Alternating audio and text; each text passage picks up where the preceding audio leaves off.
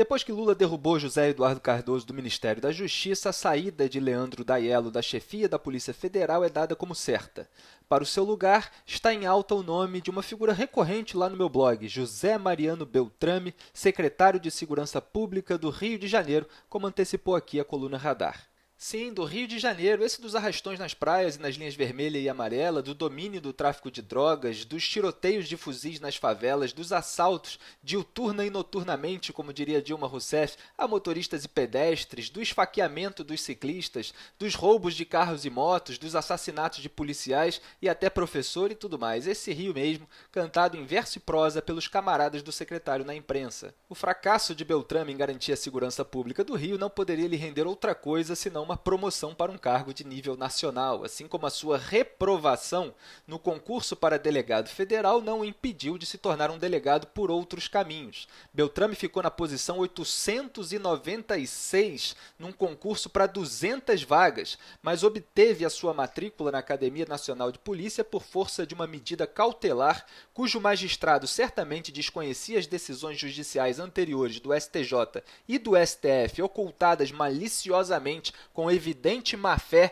pelo então agente de Polícia Federal José Mariano Benincá Beltrame, como escreveu o presidente da ADEPOL, Vladimir Sérgio Reale, em representação à Procuradoria Regional da República do Distrito Federal em 2012. Resultado, Beltrame virou delegado entrando pela janela por meio de uma manobra chamada apostilamento, feita a pedido de seu grande amigo Luiz Fernando Correia, na gestão do então ministro da Justiça, Márcio Tomás Bastos. Correia, que era suspeito de irregularidades no PAN do Rio, é ex-diretor-geral da PF e ex-secretário nacional de segurança no governo de quem? Lula. Bastos é um ex-delegado influente na PF que se encontrava com Lula no Hospital Sírio-Libanês para traçar estratégias contra a Lava Jato e pela proteção da Odebrecht. Quer dizer, foi gente ligada a Lula que deu um empurrãozinho inicial na carreira de Beltrame e agora que Lula está encurralado pela Lava Jato e pelo Ministério Público de São Paulo, certamente tem muita gente ligada a Lula querendo fazer isso de novo. Mas não só a Lula, claro, a Sérgio Cabral Filho, por exemplo, também. Beltrame é secretário desde o governo Cabral e as iniciais do ex-governador aparecem nas mensagens de Marcelo Odebrecht. Quer dizer, o candidato à chefia da Polícia Federal trabalha junto com o governo do PMDB, o partido que está envolvido com o PT no escândalo do Petrolão, e mais ainda, com o PMDB do Rio, que é o maior aliado do governo do PT, especialmente contra o impeachment de Dilma Rousseff. Detalhe, isso num momento em que a Andrade Gutierrez, segunda maior empreiteira do país, admite em delação premiada que pagou ilegalmente dívidas de campanha de Dilma em 2010.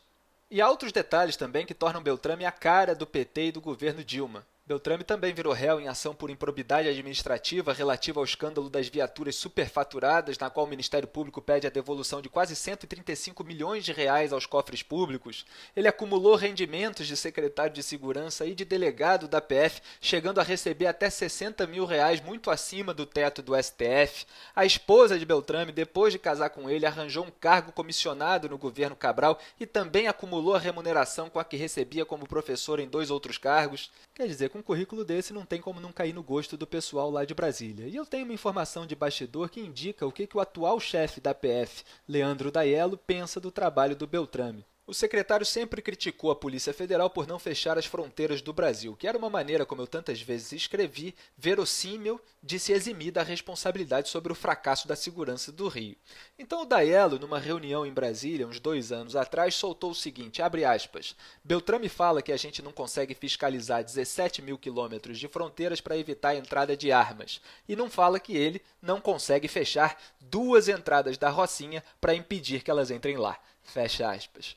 Isso foi dito pelo Daiello, na época ele pediu para que isso não fosse publicado, mas agora, sinto muito, é uma questão literalmente de segurança nacional. A Rocinha, aliás, está ocupada desde 2011 pelas forças supostamente pacificadoras, mas continua tendo um monte de tiroteios por lá. Aqui no Rio houve denúncia de superfaturamento na saúde, na educação, na segurança, no transporte e o Beltrame nunca investigou direito os secretários estaduais. Um homem que não investiga o próprio governo é o homem ideal para o PT colocar na direção geral da Polícia Federal e quem sabe assim salvar Lula, Dilma, Cabral, Pezão e companhia. No dia 13 de março, o Brasil precisa ir às ruas contra todas essas manobras.